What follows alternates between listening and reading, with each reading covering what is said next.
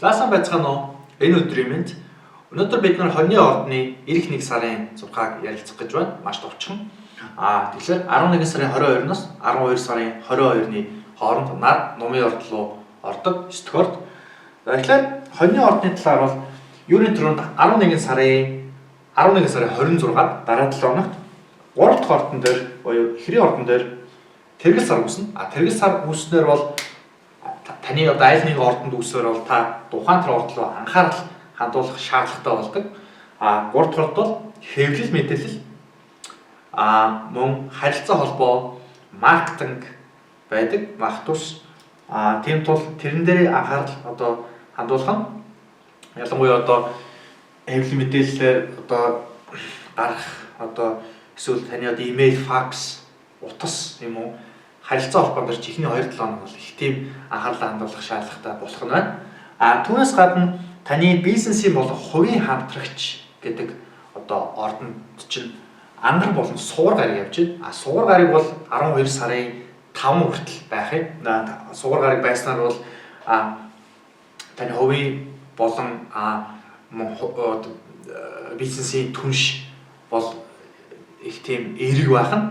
Харамсалтай нь 12 сарын 5-наас хойш суур 8 дугаар руу орсноор ангараг тэнд үүсч эхэлнэ. Тэгэхээр ангараг бол тэмцэл авчирдаг.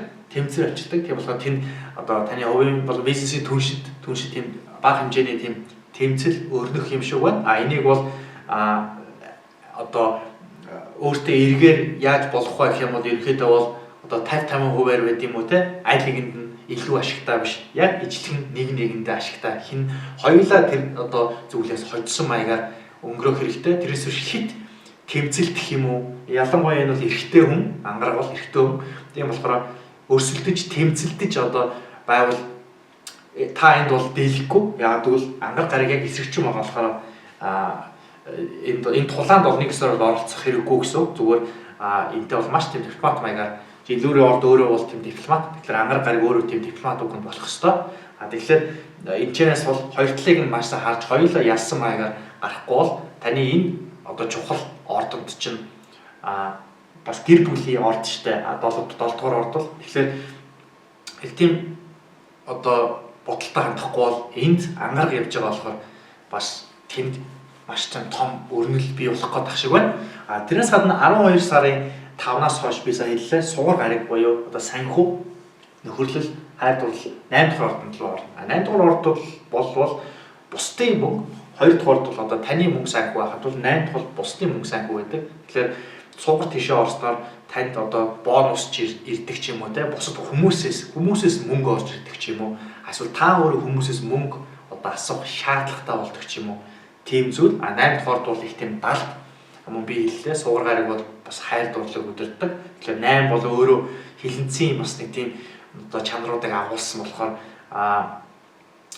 бас одоо юу гэдэг хөшгөний хойгуур тийм хайр дурлалын асуудал бас тийм анхаарал хандуулах болох юм шиг байна. Тэрнээс бол бас хол байхыг хичээх хэрэгтэй. Тэгэхээр 8 дахь орд бол өөрөө яг тийм зүйлийг авчирдаг. Тийм ээ. За тэрнээс гадна би хэлээ нар бол одоо 9 дахь ордонд ч байж байгаа. Мөн буд гариг байж байгаа, санчир байж байгаа. Тэрнээс гадна 12 сарын 11-нд таны 9 дахь ордон дээр шин сар үүснэ. Шин сар бол аливаа зүйл эхлэл төгсгөлийг авчирдаг. Тийм байдаг. Энд шин сар үүснээр бол та гадаад хүнтэй ямар нэгэн тийм гадаад нөхөртэй одоо хүмүүстэй уулзч учрахаас гадна улс төр философи шашны хүмүүстэй таарах магадлал өндөр байна. Учир нь санчир өөрөө энд байж байна. Санчир бол их тийм хөгшин одоо хүмүүсүүдийг бас авчирч ярьдаг. Тийм болохоор тэр талын зүйл бод мөн 9 дугаар орд бол өөрийн бас эзотерик дээд мэдлэгийн талын хүмүүс байдаг. Бид төрүүлсэн тэр философи юм уу тэр эзотерикч байт юм уу. Тийм талын зүйлийг их сонирхож ирэх нь жирийн нэгтэй хувьд бол одоо аялал 9 дугаар орд бол аялал байдаг. Зүгээр гадаад аялал дээр бол энэ санчир байгаа болохоор гадаад аялал дээр бол зүгээр жирийн нэгтэй хувьд бол юу вэ? Тэг болттой байна. Одоо гадаад руу аялах байд юм уу? Тийм зүйл нь болохоор одоо жирийн нэгтэй хувьд виз мэдсэн ч болдгоо юм уу те. Нэг тиймэрхүү зүйл энэ гадаад аялал дээр санчир байгаа болохоор тэр нэг хаалттай байна. маш товчхондоо бол юм тийм ээ. Тэрнээс гадна 12 сарын 10-нд бууд гариг таны албан тушаал руу орж эхэлнэ. Гадаад ертөнц. Энэ хүчний байж байгаа. Ер нь бол хоньны ордынхан бол сүүлийн ер нь 2 жил мөн ирэх бас нэг хэдэн жил дэлхийн он гариг энэ өөр төр нь орж ичээд байгаа. Ялангуяа хоньны ордын дундх градусууд нэгсэр бол одоо 4 сарын 1-ээс 4 сарын 10 төрсөн хүмүүс бол энэ дэлхийн он гаригийн тийг онцгой гинт одоо тийм үү их тийм гинтийн өөрчлөлт авчирдаг, үндсээр нь өөрчлөлт гариг шүү дээ дэлхийн он. Мөн тэнгэрийн ван гариг өөрөө одоо 17 дугаар цэг явж байгаа. 13, 17. Тэгэхээр энэ бол 90 градусын холбоос энд үүсгэж байгаа болохоор тухайн хүмүүс бол хоньны ордынх маань бол маш тийм сэрцэн явж байгаа. Их олон төрлийн одоо юу гэдэг хувилдааны онолыг мэдчих авдаг ч юм уу. Эсвэл одоо энэ одоо орны нөлөөл одоо энэ 6 талыг мэдчих авдаг ч юм уу. Их тийм анхны ордны ялангуяа энэ тэнгэрийн он гэдэг аяг бол энэ хумхын иргэн өөрийг нь өдөртдөг. Тийм болохоор их тийм сэрцэн явж байгаа хүмүүс. Тэрээс гадна би дэлхийн маань энэ албан тушаал дээр нэг болохоор албан тушаал дээр нь гинтийн өөрчлөлт одоо тийм савгцсан зүйл болох магадлал их өндөр байна. Энэ хоёр гариг бол их удаан нүүдэлтэй 248 жил болдог. Энэ болохоор 88 жил санагдаж байна. 84 билүү 88 жил нарыг бүтнийг тойроход байдаг. Тэгэхээр удаан нүүдэлтэй гаригууд бол нөлөөллийг айжмаар оож ирдэг. Ерөнхийдөө тийм байна. Тэгээ бууд гариг ийш албан тушаал дээр орж ирснээр бол сүүлийн нэг сарын сүүлийн нэг 7 хоног бол 2 хоног бол ерөнхийдөө нэг албан тушаалын талаар элдв янзын төсөл байвал тэр нь дуусхор болж машин он одоо гарах гэж байна. Тийм байна. Ерөнхийдөө бол нэг тийм байна да. Тэгээд мөн цаашлаад 12 сарын 26-нд 12 сарын 26-нд таны 4 дахь ордон дээр мөн тэрэг сар үүснэ. 4 байсан тэрэг сар бол айлын ордонд жоохт бол та анхаарлаа хандуулах шаардлагатай болдог. Тэгэхээр 4 дахь орд бол таны одоо гэр бүлтэй холбоотой.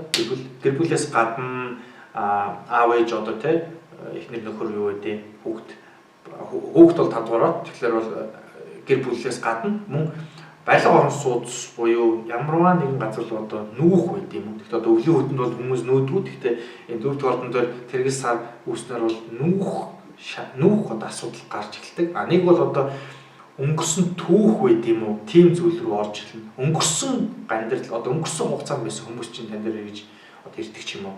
Тим зүйлийг бас давхар харуулж байдаг. Тэгээд маш товчхондоо бол нэг ийм байлаа. Тэгээд миний зүгээр анхааруулах зүйл бол энэ хувийн болон бизнесийн түншлэл дээр чинь ангар гараг явж байгаа болохоор хэд одоо хүмүүст тэмцэх гэж өрсөлдөх гэж хэрэггүй.